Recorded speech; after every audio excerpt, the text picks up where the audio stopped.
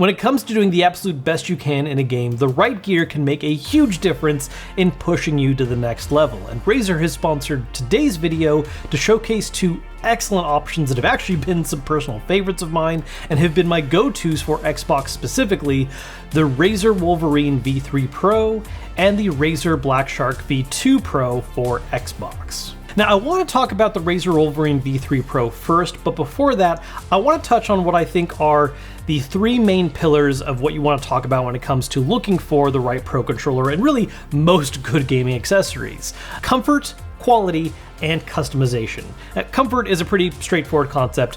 You want something you're able to use for a long period of time without any kind of discomfort. You don't want distractions, you don't want something getting in the way. You want to be able to be focused on the game as long as possible and not have anything cause you to get distracted. Now, quality, that's a bit more of a broad concept, but generally speaking, you want something that's durable, it's got a good build quality, and when it comes to controllers, you want to have good buttons and sticks that are reading your inputs correctly so that there's never anything getting between what you're trying to do in game and what actually ends up happening.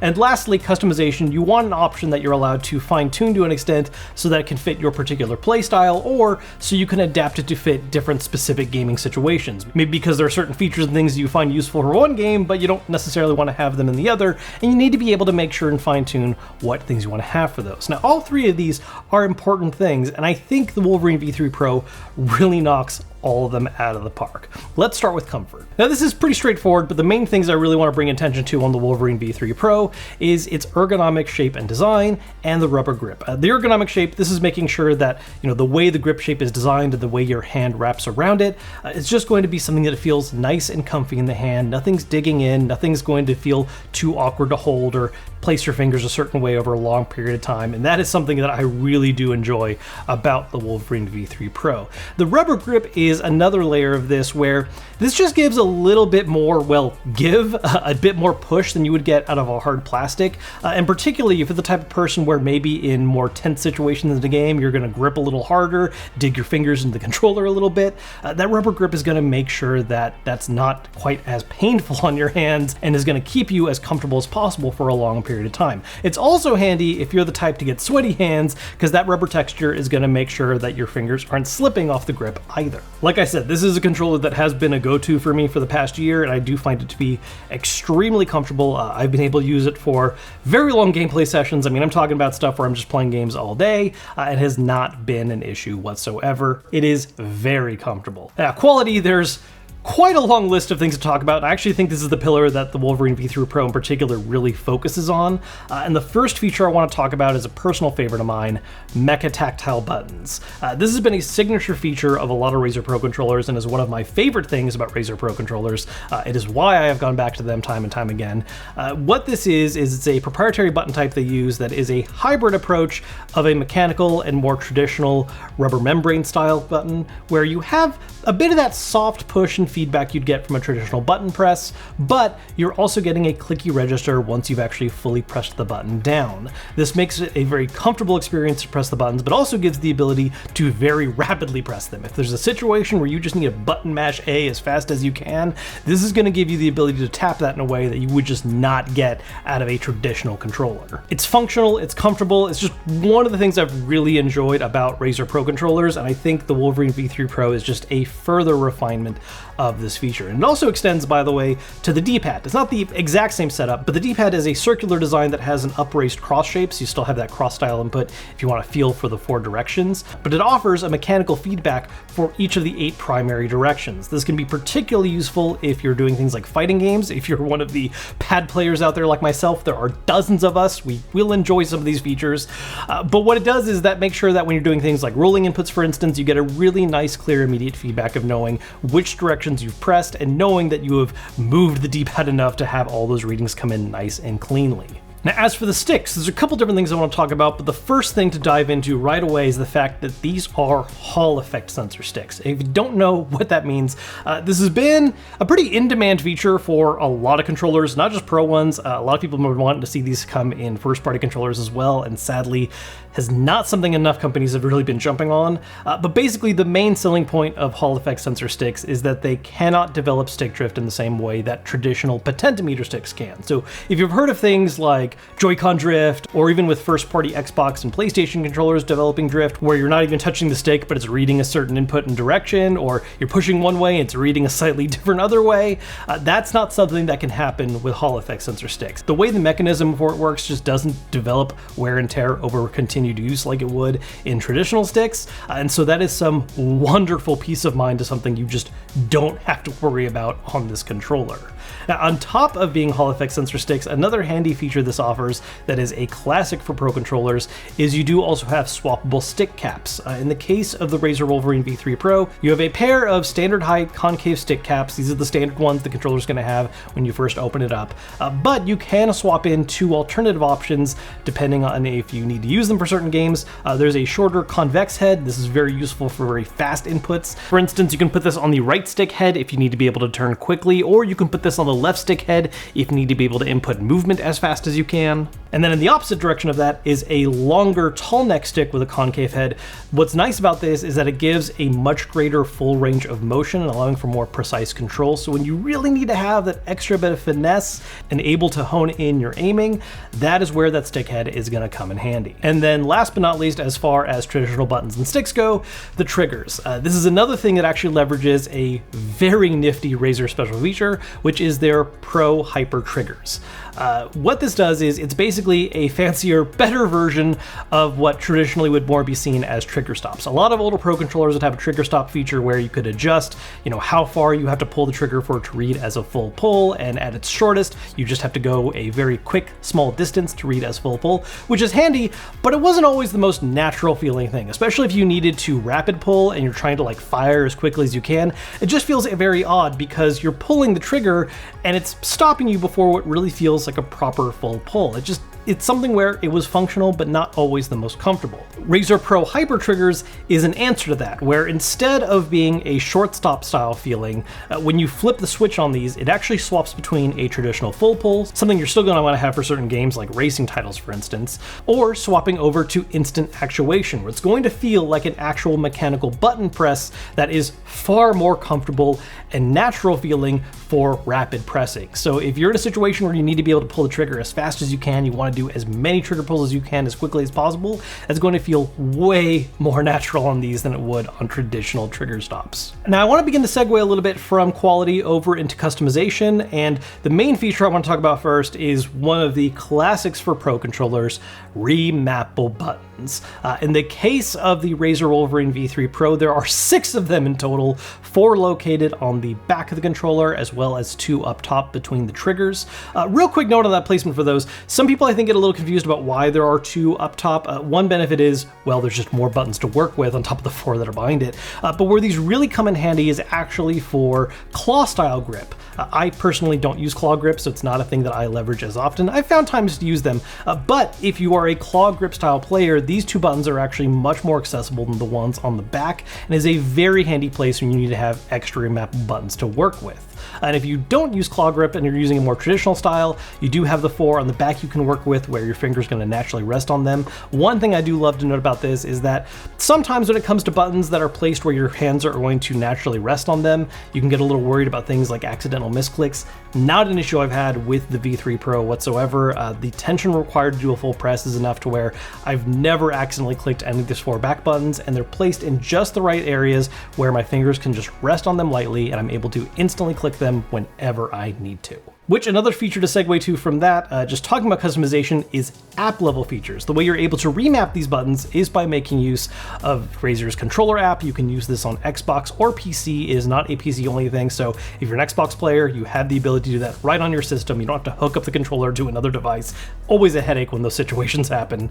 And what this app allows you to do is you can do the remaps, so you can do things like assign all the traditional buttons you want to use, like the front-facing ABXY, the triggers, shoulders, stick clicks.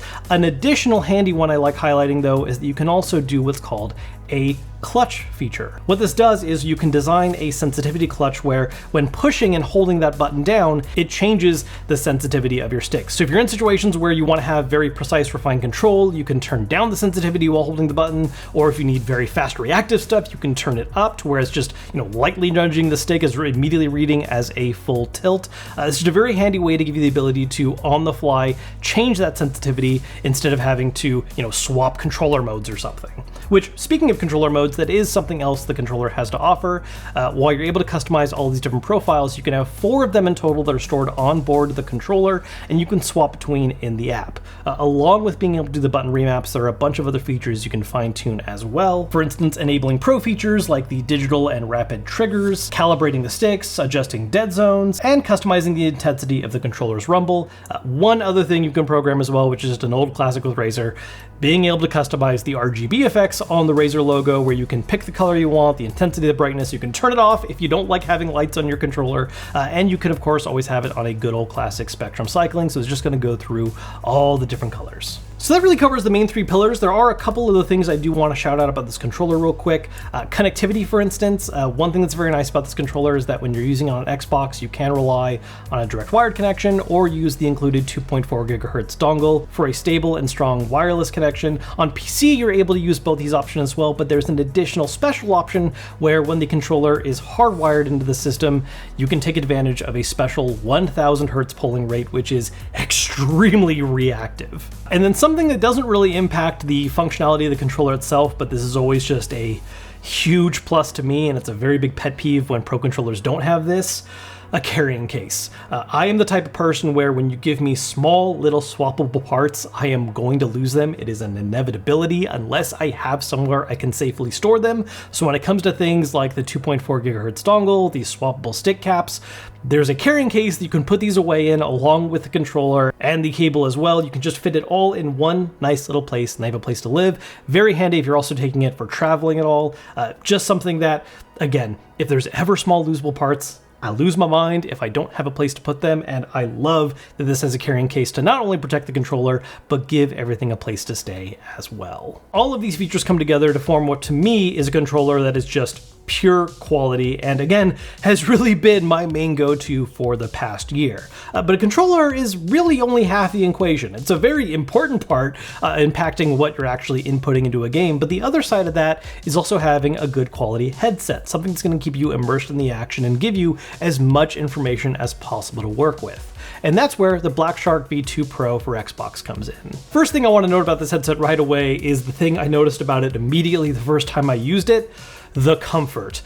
The ear cups on this, the headband, the sizing of it, everything is just right for me, where it is so comfortable to use over a long period of time. And this to me is actually a much larger issue with headsets than it is for controllers. Ergonomic design goes a long way for making sure your hands feel comfortable, but oftentimes an uncomfortable headset is going to hit you a lot sooner because your ears are getting crowded, stuff's just feeling awkward, your head's getting that tension on it. That is not a problem I've had with the BlackShark V2 Pro for Xbox at all. It has fit nice, comfortably and snugly in my head. I'm able to have it on, it's not loose or anything, and at the same time, it's not so tight that it's giving me any kind of pain over long periods of time. I can just focus on the audio and enjoy the gameplay. Now, obviously, comfort alone is not the only thing that matters. We also have to talk about audio quality, both what's coming into your ears and what you are sending out to other people via the microphone. When it comes to the audio and the ear cups themselves, thanks to Razer's Triforce titanium 50mm drivers, the BlackShark V2 Pro for Xbox offers great sounding audio that, even more importantly, gives you the ability to really adjust and fine tune the different frequencies that it's putting out. On the lows, highs, and mediums, you're able to separate those just the right way, which can be very important for gameplay audio, where sound effects play a very large part in information and, hearing all the things you need to hear in the middle of a match. As for the microphone, especially in the heat of maybe a very tense bit of gameplay, it's important for people to understand what you're trying to tell them. And thanks to Razer's hyper-clear super wideband mic, it's going to be catching your voice as cleanly as possible to make sure people are able to hear you, whether you're speaking maybe a little softly or maybe getting a little intense and yelling into it. Similar to the Wolverine V3 Pro, there are also a bunch of different app-level feature customizations you can do with Razer's audio app. Again, this is something available both on PC and Xbox, so you don't have to rely on on just one particular platform for it.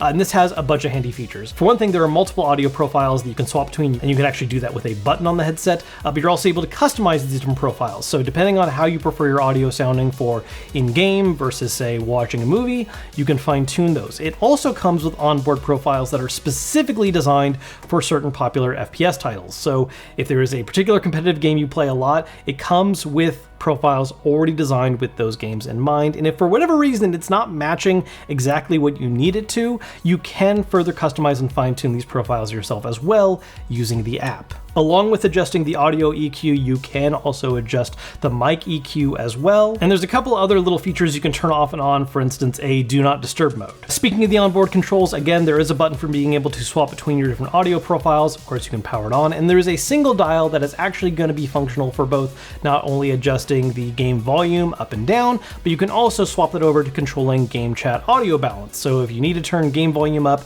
or maybe bring voices up a little more, you can do that all with a single knob on the headset. And then something else about this headset that is very impressive is the battery life. On a full charge, the headset's gonna last you up to 48 hours on Xbox or PlayStation and up to a whopping 70 hours on PC. Far more than enough for even the most intensive long-term gaming sessions, so as long as you're making sure to top it off every now and then, you are not going to have to worry about audio during any kind of particular long-term gaming session. 50 hours is more than enough. And then one final feature about this headset that I personally find very useful, multi-platform support. I know I've been calling it the BlackShark V2 Pro for Xbox, that is the full name of it, but it actually does work on other systems as well.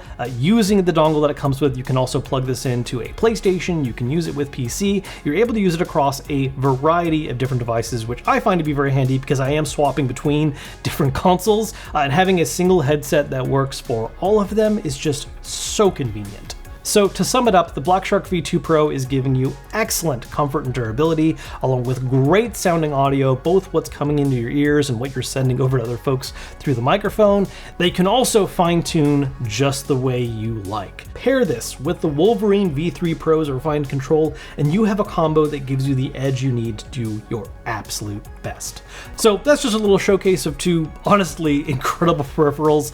Thanks again to Razer for sponsoring today's video, where I got the chance to talk about two accessories I just already really like and use all the time, so it's pretty easy to just sing their praises some more and share my experiences with them. If you're interested in learning more about these, or maybe even want to grab them, there are of course links posted down below in the description. As always, if you enjoyed this video, hit that like button to let me know. Thank you so much for watching, and I will see you all later.